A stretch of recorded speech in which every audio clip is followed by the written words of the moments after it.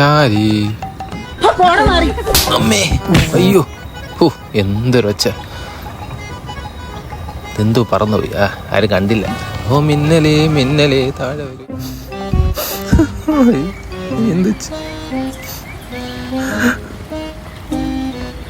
എന്നാലും അങ്ങനെ വരാൻ വഴിയില്ല ഞാൻ പോയ അവള് വീഴേണ്ടതാണ് വീണ് അവളാ വീണടത്തുനിന്ന് ഇതുവരെ എണീറ്റിട്ടില്ല അവിടെ ഇപ്പോഴും കിടപ്പാണ് ഒന്ന് പോടെ ഡേ മണിക്കുട്ട എന്റെ അവളെ പേഴ്സണൽ കാര്യത്തിൽ നീ ഇടപെടണ്ട നമുക്കറിയാം നമ്മളെ കാര്യം നോക്കാൻ അയ്യടാ അവന്റെ ഒരു പേഴ്സണൽ കാര്യം അതിനെ ഞാൻ ചാവണം അവളെ എന്റേത് മാത്രം നീയൊക്കെ ഒന്ന് നിർത്തോ കുറെ നേരമായില്ലേ കൊണവണ തുടങ്ങിയിട്ട് അതെന്താ അവളെ ഞാൻ വളച്ച ശരിയാവൂലേ എന്താ ക്ലീറ്റസ് ഞാൻ പറഞ്ഞ ശരിയല്ലേ